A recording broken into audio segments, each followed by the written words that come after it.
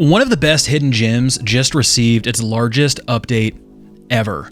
Witchfire, an RPG FPS from the Astronauts, dropped Webgrave, an update that focuses on the new town of Velmorne, a spooky medieval region full of new enemies, mini-bosses, treasure, and like all of the other regions in Witchfire, it has much more than meets the eye. Now, my experience in the town has been positive so far, with me spending most of my time turning over each and every stone trying to unearth any secret the town holds, and boy, are there a lot. Now, without getting into spoilers, the town has 3 key mini-bosses that will drop items that you need to unlock more parts of this haunted area.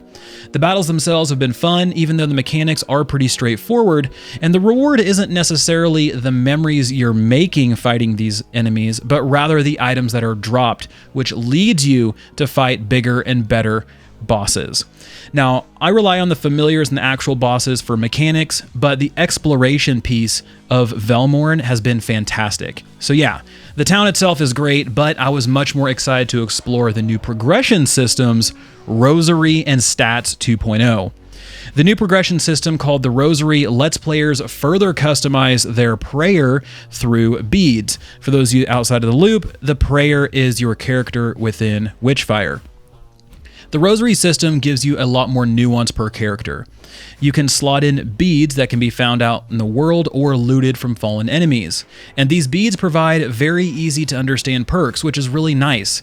Some examples are increased health elixir slots, revealing traps on the minimap, increasing ammo reserves, or reducing the weight of certain weapons, giving you much more control and flexibility when you're on the battlefield. But these beads do come with a cost. You need to reach certain stat thresholds in order to equip them, which leads us to the other progression system, Stats 2.0. Now before, when you needed to level up, you would spend your hard-earned Witchfire to ascend, and this is still the case. But they've added a slew of secondary stats that are affected when you level up a primary attribute, giving more depth. So for instance, if you want to level up Flesh, you're also going to increase your health and your melee recharge. But if you choose to spend your Witchfire to level up Arsenal, this is going to increase weapon handling, ammo reserves, and weapon range. This lets you make better and harder decisions when it comes to crafting your character. The goal from the devs was for players to have to make some more difficult but transparent decisions, and I have to agree with them, because before I would just dump all of my Witchfire into 2 attributes because those were much more valuable to me because of the amount of impact they had on my playstyle, and this completely removed the process of thinking from a core system. Now, between the two, you have your Rosary and your Stats 2.0. Both of these mesh together to give you a little bit more depth and complexity to builds by also providing you with some pretty complex decisions and difficult decisions you're going to have to make down the road.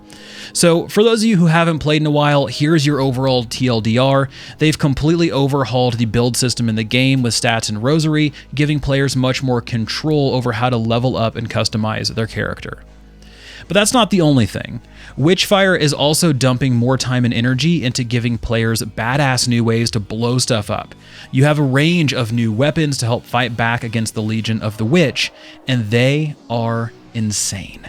Now, the new lever action rifle called the Nemesis has quickly become my new go-to weapon, overthrowing my longtime favorite, Hangfire. This new rifle is built for sharpshooters who can land critical hits frequently. If this sounds like you, give this one a go. It is very much worth your time, and it looks incredible as well. But the thing is, guys, this update isn't only about the veteran players. The Astronauts have also overhauled the Prologue to help new players find their footing in the game. And they added a handbook to help returning players like myself regain their footing after a long break. The Prologue puts players right smack dab in the middle of the action. You're not going through and reading walls of text. You're not kind of clicking through different little tutorial videos.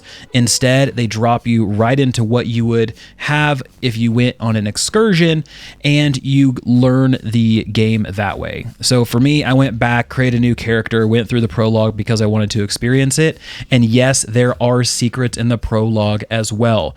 Keep your eye out for any red beams, because these will have key items that you can then take and unlock and give you a nice little boost to help start your adventure. So guys, no matter which way you look at it, Webgrave has something for everyone. Whether you're a new player trying to get into this awesome game, whether you're a returning player looking to kind of regain your footing and jump into the game to see what all has been added, you're going to have something that's going to help ramp you up, something to explore, something to find. And guys, I've been having a blast exploring this world again. And with that, I'm going to get back into Witchfire. I will see you guys on the next one.